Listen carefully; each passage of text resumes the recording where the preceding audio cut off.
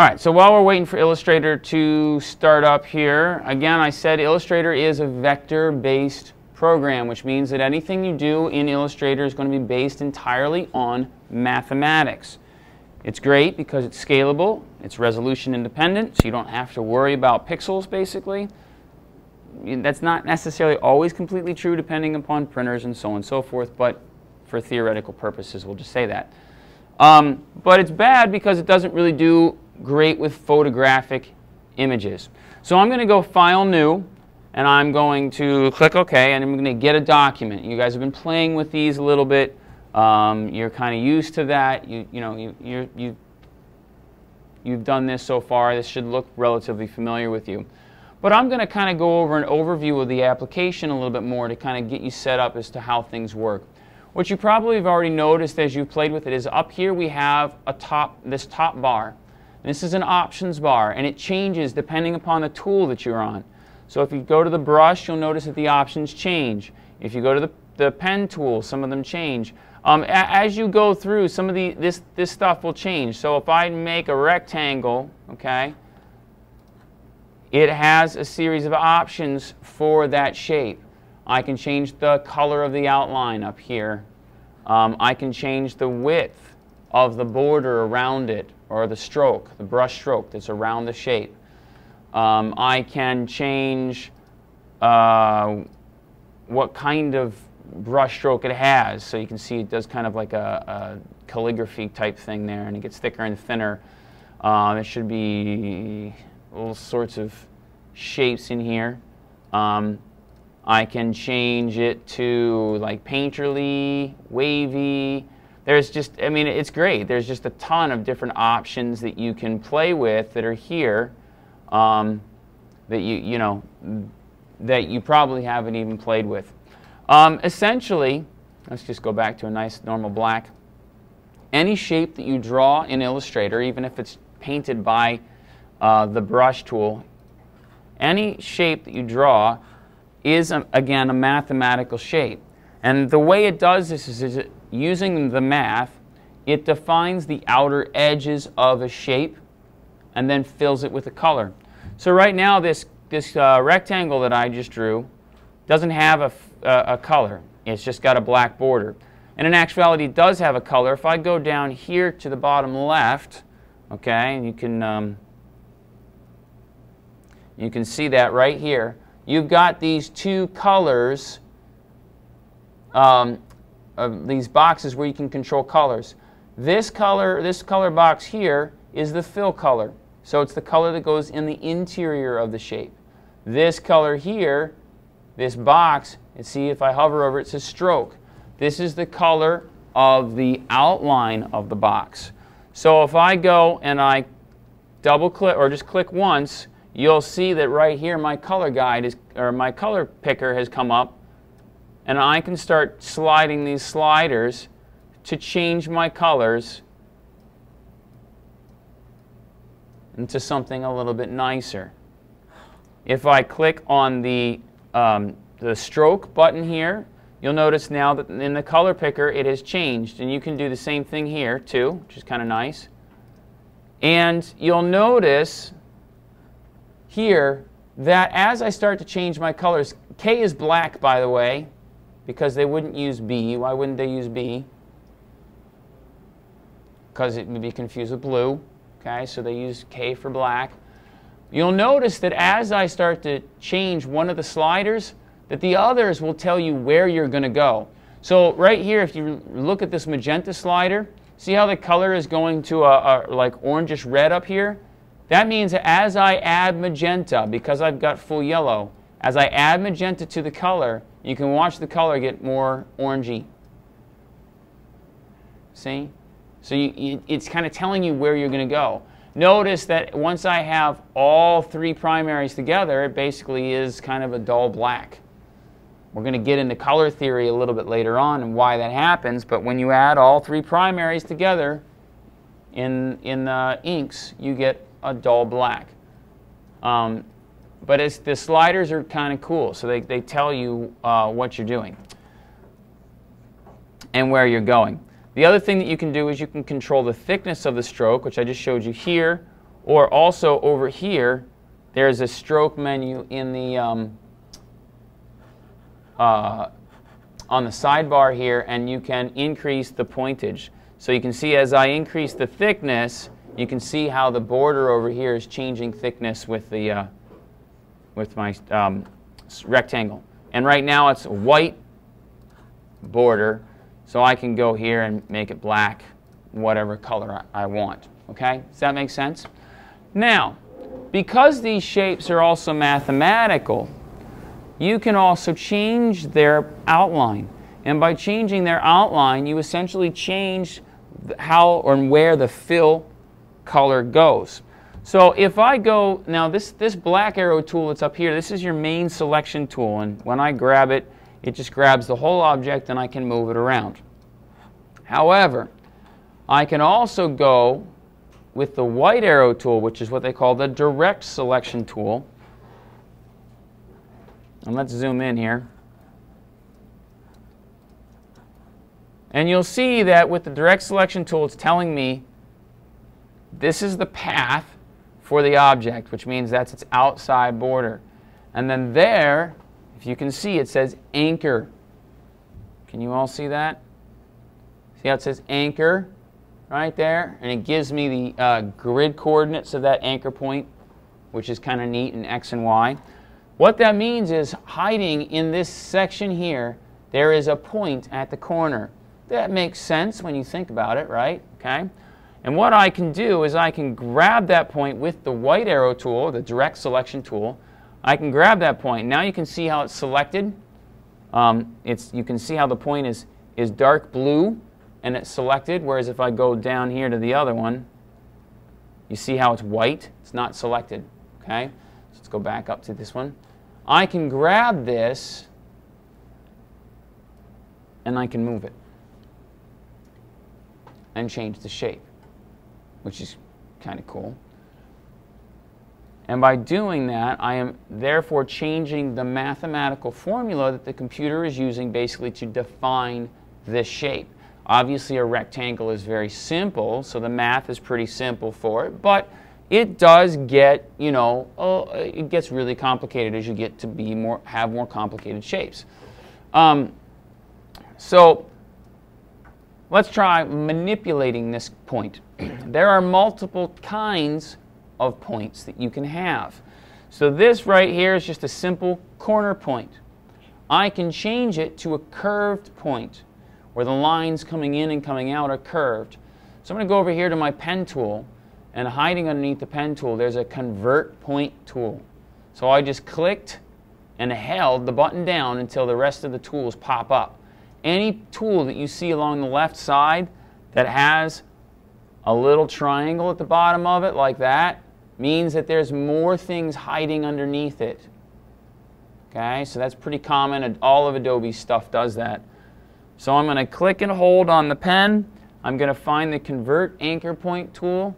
I'm going to get that and then watch. I can go over to this point and I can click and drag and I get these cool little handles. This is called a Bezier curve. And now I can grab these handles and the length and the angle of the handles changes how the line comes in and out of that point. You'll notice that the other 3 points haven't changed at all. Straight in, straight out, because they're just corner points. But here, now I have what we call a smooth point. And you'll notice that as I change the handles, if I grab this one handle and move it, the other one moves as well. Well, maybe I want to change them independently of each other. Okay, well that makes sense. Go back to my convert point tool, and instead of clicking on the point this time, I grab the handle and I can break it away from the other one. Now I go back to my direct selection tool and I can manipulate both handles independently of each other to create a far more unique shape, something that is, you know, very different. And I have now a corner point again, but this time the corner point isn't like these corner points. This corner point allows the lines coming in, or the path coming into the corner point, to be curved. So curved in, curved out. And I can do basically just about anything I want with that curve. Now loop-de-loops like this do some interesting things. Okay? I don't recommend them. They can get kind of messy after a while, but they do work. I can also delete points.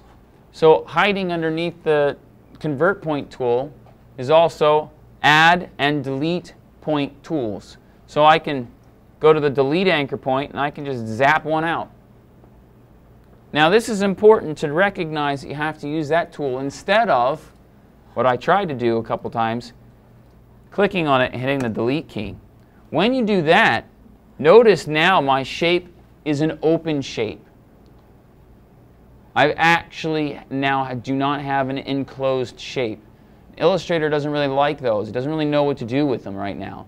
So it's just putting the fill color in a straight line between the first point and the last point that it has. But it doesn't really like that. So it's best not to hit the delete key on the keyboard to get rid of a point. You need to use that delete point tool. So if I go back to that delete point tool and I zap it, now I still have my border. The shape is still enclosed. That's a rather important thing. And I can still go through and manipulate the corners and have fun and do all sorts of things to make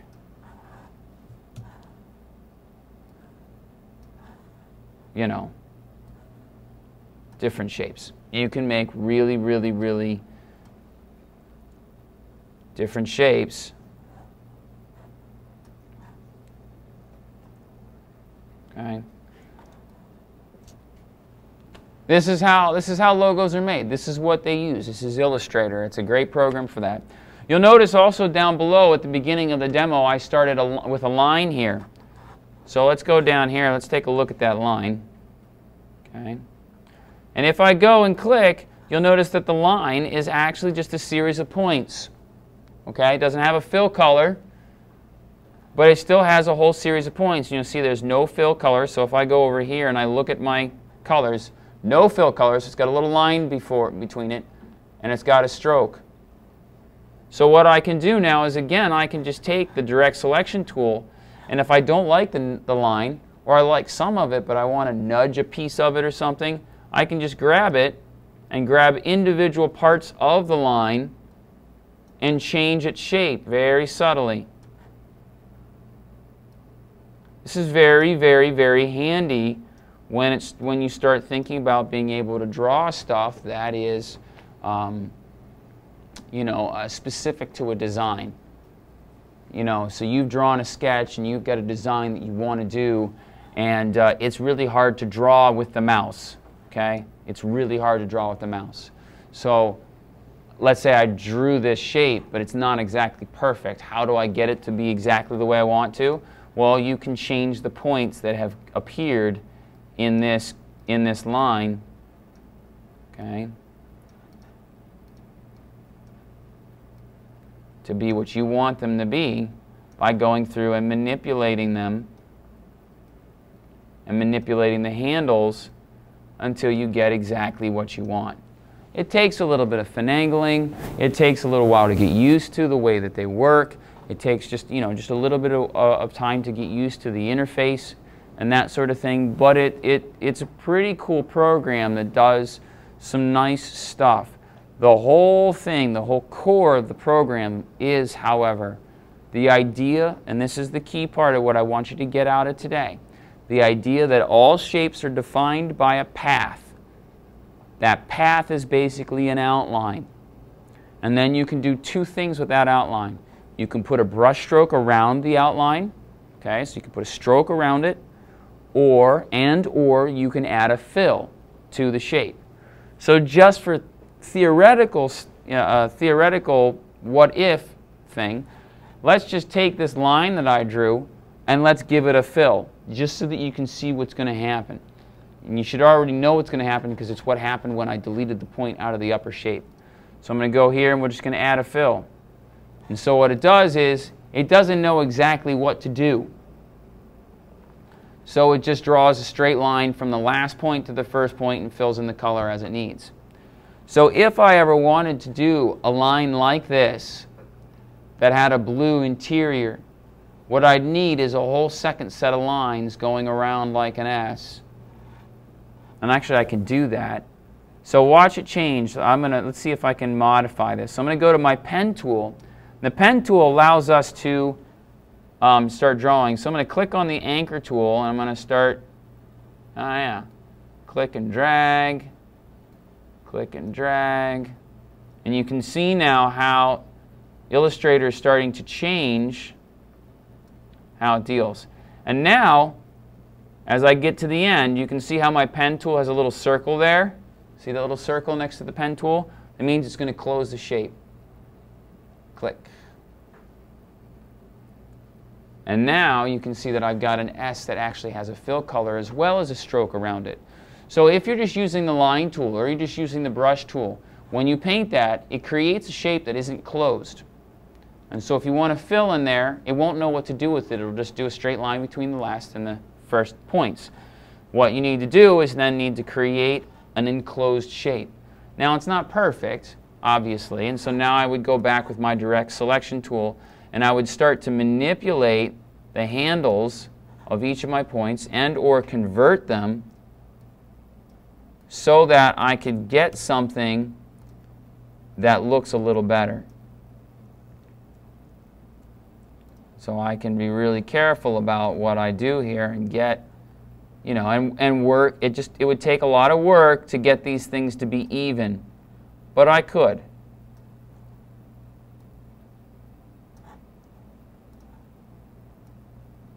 See that just adjusting the length of the handles does a lot. I'm not even adjusting the angle much. Just the length of the handles does a lot of work with these with the lines in and out.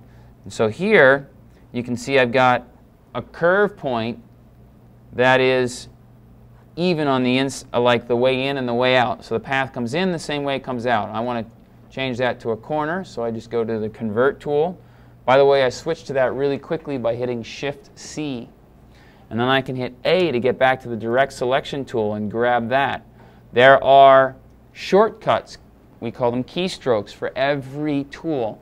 And if you just hover over the tool, it says, and you can see here, Convert Anchor Point Tool, Shift-C. See that? So it's telling me what the keystroke is. So plus for the Add Anchor tool, the Delete Anchor Point tool is minus, and the regular pen tool is a P. And then you can go here, see, the selection tool is a V. The direct selection tool that allows you to select individual points is an A. So as you start to work with any of Adobe's programs, it's very good to start learning the keystrokes so that you can start switching tools without having to fumble around and go over there with the mouse and start clicking. Okay, if that makes any sense. And then you will actually probably get, your projects will get done twice as fast if you start using keystrokes than they would if you don't. The keystrokes are awesome. And I'll use them without even thinking sometimes. So if I ever do that during a demo or while I'm working with you one-on-one and you don't know what I just did, slow me down, stop me, say, hey, Mr. Weisbrod, what did you just do? Because I missed that. And chances are I hit a keystroke for something and it does something really cool, but you have no clue what I just did. Ask me, because I'll do that a lot. And I'll just forget that you don't know that I just hit a keystroke or something like that. Does this make sense to everybody? Does this give you a little bit of a better vision of what Illustrator is and what it can do? I'm thinking yes, okay. Now what you can start doing is you can make a shape and you can start to really change that shape. You can really start to manipulate it.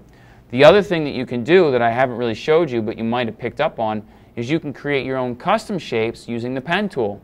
Click, click, click, and you can just keep going.